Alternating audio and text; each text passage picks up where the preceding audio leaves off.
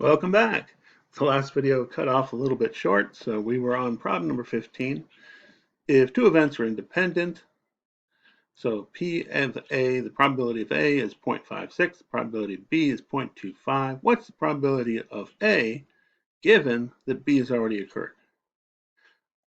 Well, if you want the probability of A given that B has occurred and the two events are independent, then it's just the probability of A. So in this case, it would be 0.56. Given the example above, what is the probability of A and B?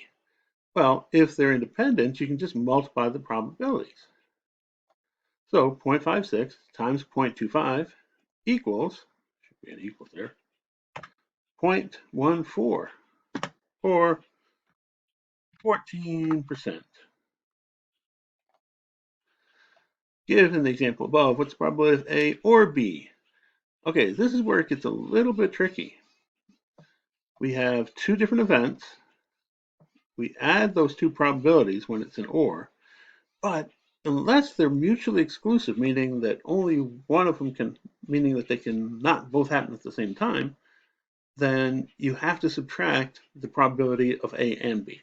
So that's what I'm doing here. I'm doing 0.56 plus 0.25, adding the two different probabilities, and then subtracting the probability that both occur. And you'll see below why that makes sense. So are these events mutually exclusive? No. If they were mutually exclusive, the probability of both A and B would be 0, and it's not. It's 14%. Okay, so here's a graphical explanation of it, a table version of it. Let's say that we had a population of 100. That just makes it easier when you're working with percentages. Probability of A happening is 56%, so then this would be 56. That means the probability of A not happening is 44%. Probability of B happening was 25%. So the probability that B doesn't happen, 75%. Now, we also know that if the probability of both A and B happening, which is this block here, is 0.14, or 14% of 100, or 14. But now that I have that, I can go ahead and fill in the rest of this. So if there are 14 there, then this would have to be 42, because it has to add to 56. This would have to be 11. This would have to be 33. So there's a 33% chance that neither A nor B will happen. But what we're looking for is the probability of both A and B happening. Okay? And when we did that up here, we said that's 0.56 plus 0.25, so 56 plus 25 minus 14.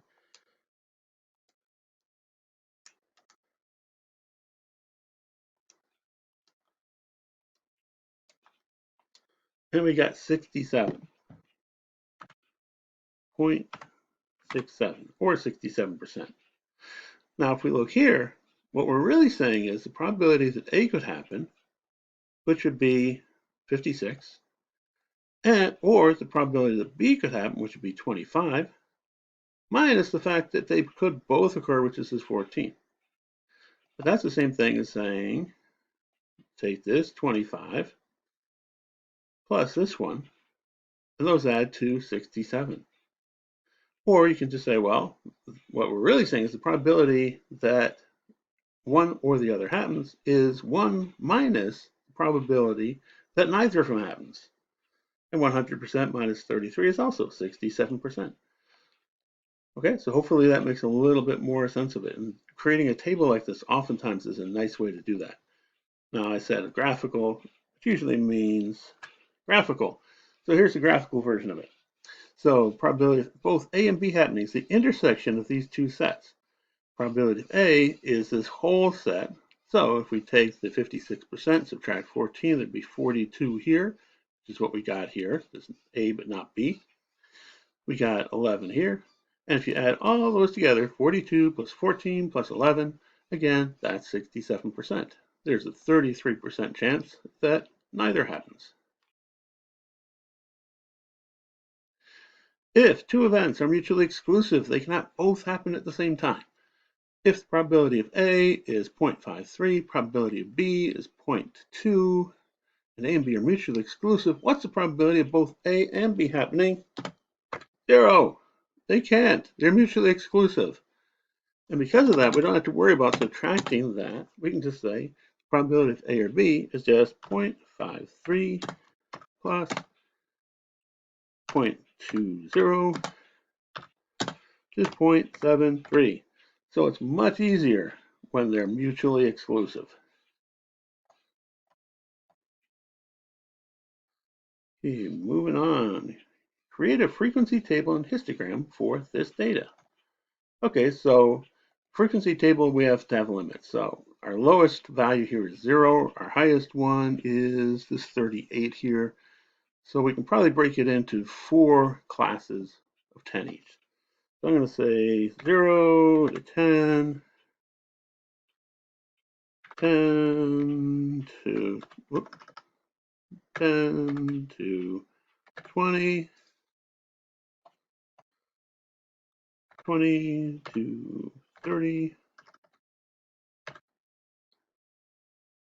and 30 to 40, which looks fine, except that it's not really, because where would I put a 10? Do I put it in this category, or do I put it in this one? So you can't have numbers that overlap. So I'm going to start this one at 11. And I'll start this one at 21. I'll start this one at 31. Now that looks a lot better, doesn't it? Well, except it doesn't still quite work because there are only 10 numbers from 11 to 20. 11, 12, 13, 14, 15, 16, 17, 18, 19. Yeah, 20, 10. But there are 11 numbers from 0 to 10. Ow. Okay, I got to fix that. So this actually should be from 0 to 9, which means this should start at 10 and only go to 19. This one should start at 20 and only go to 29. And then this one can start at 30 and go to 39, which is actually fine because our largest number is 38. Okay, now I'm just going to go through this and tally these. So you can go through it looking for all the single digit ones first and do all those tallies. We can just go through it one at a time here. So I've got a 0 that falls in here. I'm just going to put in a little tally mark there. I've got 21, that's going to fall in here. I've got 12, that falls in here. 17 falls in here. 21 falls in here. 35, finally got one down at the bottom. 12, back in here. 38, down at the bottom. 25, 8, back at the top. 11, back in here. Now normally I would just do a cross here, but I'm going to just put the 5 and then leave space for the next one. Okay, so where was it? That was an 11, right? And then 15 is also in there. And 19's in there. 20's in here. 7, 13, 15. Okay, so I've got a total of 3 here. Frequency is just a fancy word for count. So here I've got 9. Here I've got 4. Here I've got 2. Now I want to create a histogram from this data. Well, these numbers here, the frequencies, that's going to be the height of our bars. Okay, the bars are going to start at 0 to 9. So I've got to put some information in around here. I'm going to say this starts at 0. And I'm going to have 10 be the start of the next one. And 20 be the start of the next one. Might want to go back a little bit more now. Yeah, get back there. And I got to start this one at 30. Obviously, if you do this by hand, it's probably going to be a whole lot easier than what I'm doing right now. And the next one would go to, but not include 40. Okay? And you should also put numbers going down this side. I'm going to actually not bother with that because I can't type them sideways, but you should have both of your axes labeled. Should indicate what they represent. In this case, they don't represent anything, so there's not much to say. You should also make sure, of course, that you give it a title. So title goes here is my title, because this data doesn't actually represent anything. Okay, but if it does, that should be your title. You should label both of the axes. And now the height of the bars are going to be the frequencies. So this first one is 3. I'm going to go up to 1, 2, 3. This next one is going to go up to 9. 3, 4, 5, 6, 7, 8, 9. This next one is going to go, got the wrong thing there. I think you get the idea. It's not really cooperating. Okay, I think I got it now. This one's going to go up to 4. And this last one is going to have to go up to just 2. 1, 2. Oops, I think that was supposed to go to 3. And that means this one's go up 1 more to get to 4. Okay, so not too easy to do it this way, but one problem that I have with mine is actually that my bars don't touch, so I've got to fix that. In a histogram, the bars should touch each other, and in a bar graph, they should not touch each other, because this bar represents everything from 0 to 10. This represents all the numbers from 10 to 20, not including 20. This includes all the ones from 20 up to, but not including 30, etc. That's why there's no space between the bars when you do a histogram. And now we have a box and whisker plot, also called the box plot. So these are the weights of Frank's classmates in pounds. Number 22, what's the heaviest weight? Well, that would be the maximum value, which is over here at 135.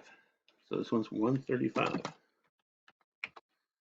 What is the median weight? Median is this bar that's right down the middle of the box. That falls at just 95 pounds. What percentage of students weighed at least 125 pounds? Well, it doesn't look like very much. Looks like there's a lot more here than there are here, but these are called quartiles because they cut the data up into quarters or fourths, or each of these sections is 25%. So above 125 is 25%.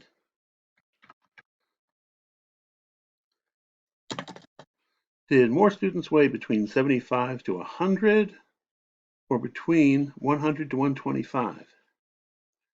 Well, between 75 and 100, half of the people fall right in here, right?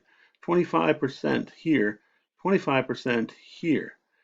So because we go all the way to 100, we actually get more than half of this box.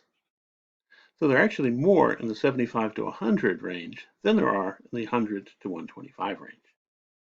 So we're going to say that one. Now, would a student who weighed 175 be an extreme outlier? Well, they'd be out here somewhere. So you would think that that would make them an extreme outlier, somewhere out there. On the other hand, if you use the interquartile range to determine it, the interquartile range here is 50. 125 minus 75 is 50. And an extreme outlier is at least 1.5 of those above or below. So we'd have to start at the 125 and go 1.5 times 150, 75 above it, which would put you all the way at 200. So no, this 125 is probably an outlier, but not extreme, according to statistics. Whoops. No, yes. Okay, and that's the end of your first review for the year. Have fun.